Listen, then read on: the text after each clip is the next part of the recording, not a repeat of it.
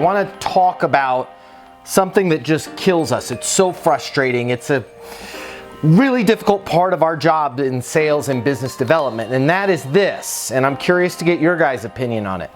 We've got a great idea, we've got a great product, a great service, we work for a great company, ourselves, we're awesome. We know we can help this client, this prospect, this customer. We lead with, because we're on eastonuniversity.com regularly, a voicemail that sounds something like this. Hey Alex, Matt Easton, founder of Easton University, you and I are connected on LinkedIn. I've got an idea that I'd love to get your opinion on. Can you give me a call on my mobile, 720-660-3202. We leave a skillful voicemail like that. They call us back. We let them know about this great idea, this way we can save them money or help make them money or make their life easier or their business easier, and it's like we run into a roadblock. I'm not interested. We don't need that. But you know they do. Who wants to unmute themselves and tell me why you think that is, that so often us as salespeople will reach out to somebody with an idea of how, let's say we can increase their revenue by 17%. We let them know that idea, and all of a sudden we get all of this pushback. Why do you think our prospects push back on us on these ideas? And then I'm going to give you a way that we can maybe solve that problem. Today it happens to me a lot. Good morning, everybody. I believe that it's either out of fear, just basically fear. And one of the things that I've been watching on the videos, especially on the power of communications and the perfect phone call, is that the 95% of the regular amateur approach has already burned that bridge. I believe that's my take on the matter. I like that. We got Alex has got fear. They're a burn victim, right? They've how many calls do they receive every month from salespeople saying some derivation of I can save you 17%? Does anybody else have anything you want to add to that besides fear and they're a burn victim? I don't think sometimes people want to stir the waters. Sometimes leaving things the way they are is the safest option for people. Yep, status quo I'd call that. Bob, would you say fair enough on status quo? Great, so we've got fear, we've got their burn victims, they don't want to stir their water, status quo. Let me show you something that I think will help all of us today, okay?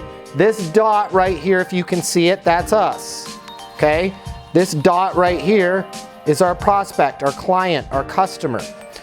Far too often when we're communicating directly with them, they're afraid, they're a burn victim, they don't want to change, and they see us as some sort of threat, right? So they see us as a threat, and so they're going to block or push back on us as we communicate to them. Here's the idea that I want to give you guys today, right here, right now. And I'm not saying this is wrong, this bi-directional, you to them. Hey, I've got an idea I want to get your opinion on. Hey, I think we could save you 17%, allow you to bill more to your clients and get paid more, whatever the situation is. But oftentimes when we're presenting these ideas directly, because of fear, because they're a burn victim, because they don't want to change, they push back. An idea I want to give you guys is I want you to think about introducing a third party, a third entity, a news article, okay? So my message to Alex, for example, let's say I sell payroll services, and I know that Alex is a CPA, a certified public accountant, and he works with small businesses, okay? And I want Alex to pitch my Easton University payroll services to his small business clients. Hey Alex, Matt Easton with Easton University Payroll Service. Hey, I've got an idea. You and I are connected on LinkedIn. I've got an idea I'd love to get your opinion on. Can you call me on my mobile, 720-660-3202. Okay, Alex calls me back. Hey, it's Alex with Alex CPA. Yeah, what's up? Hey, so what we're finding is we can save CPAs like you 17% of the work that you're doing that you're not currently getting paid for. I can help you with that and help you get paid for that. Oh, I'm all good. We're all set, Matt. Thanks for calling. See you on LinkedIn. Bye. Right? All kinds of resistance. But if I introduce a third party, Let's say it's a news article from the National Association of Public Accountants website. National Association Public, NAPA, I just made that up, right? So I call Alex with the same voicemail. Hey Alex, Matt, Easton Payroll, you and I are connected on LinkedIn. I've got an idea I'd love to get your opinion on. Can you call me on my mobile, 720-660-3202. Alex now calls me back. Instead of me pushing the idea directly to Alex, having to deal with fear, him being a burn victim, status quo, he doesn't want to change, what I'm going to do is I'm going to point the idea at a third party, okay? It's going to sound like this. Hey Alex, thanks for calling me back.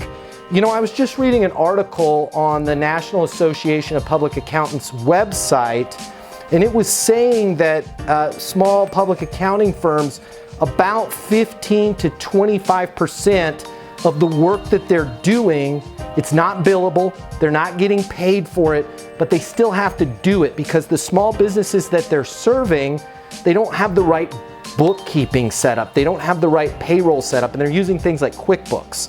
And so a lot of times public accountants are going to having to go in and kind of detangle that mess that their clients have set up in their QuickBooks because they're not doing, you know, payroll with a professional company that can just report that directly back to the CPA, and they're not getting paid for those hours. Alex, is that something that you're seeing? Now look, instead of me pitching an idea to Alex and hoping Alex is receptive, I'm pointing, it's like a triangle, I'm pointing at this news article on the National Association of Public Accountants. Now Alex might say, you know, man, that's interesting. Did the article happen to mention that CPAs were able to bill for that? You know what, Alex, in fact it did. And in the article they were mentioning that it's very difficult for CPAs to bill their clients for that because as small businesses, if the CPA billed for those hours, it wouldn't become cost effective. Yeah, that's why I haven't been charging for that, is because a normal small business that I charge $1,800 to do their taxes every year, I mean, gosh, if I charged them for all the work I really had to do untangling their QuickBooks, my bill would be like $7,000, and there's just no way they could afford me. Yeah, got it. I mean, that's why I was thinking of you when I read this article, because that's in fact kind of the similar situation that my clients are in. Of course, they would love to charge for all the work that they're doing, but it just doesn't make sense in terms of the billing. You know, that's something that we're finding at Easton University Payroll is if we can get these clients on board with us, although you wouldn't get paid for all of those extra hours, what we're able to do is make sure that you're getting paid for the hours that you're actually working, right? So you're not having to do all that extracurricular investigating, unraveling, untangling of your client's QuickBooks accounts, and you're just getting a crystal clear report from us on exactly what went out. It's all columned, it's all set up, just so that you can import that directly, into your tax filing. Does it make sense for us to get together for maybe 20 minutes? I can kind of talk to you about how things are set up, and then a program that we have where you can easily send out an email or put a mailer in with your monthly statements, and we can hopefully get most of those clients that you're spending a lot of extra hours on board with us, so that we can pick up that work and do the heavy lifting for you. Yeah, that might be interesting. How long would it take for us to do that? It's just 15 minutes. I could kind of look at it, and then we can kind of go through some options. We'll cover the marketing cost on the mailers and everything there. Do you notice how when you bring up an idea with somebody, even though it was the same idea, hey Alex, about 15 to 25% of the work that you're doing, you're not getting paid for. Oh yeah, I am. I get paid for everything that I'm doing. When I directly bring an idea to a client, because they're afraid, because they're a burn victim, because they don't want to change, they're inherently going to push back on me. But if we point this at a news article, hey, I just read an article in this journal, I just saw something, I just attended an event that found that advertising companies are blank, blank, blank, right? You could even point it at a third client. Hey, the reason why I wanted to reach out to you, Alex, is we had a client in a very similar situation. I don't want to I'm not at liberty to really say their name because I don't want to share their personal information, but what we found is, you know, north of 20% of the work that they were doing, they weren't getting billed for. And I just wanted to make sure you were aware of this, because once we discovered the problem, it was pretty easy to solve. Does it make sense for me to kind of walk through what we did for them and see if you're seeing some of these things? The more you can point your ideas at a third party, client, association, article that you read, event you attended, the more receptive that client is going to be to your ideas.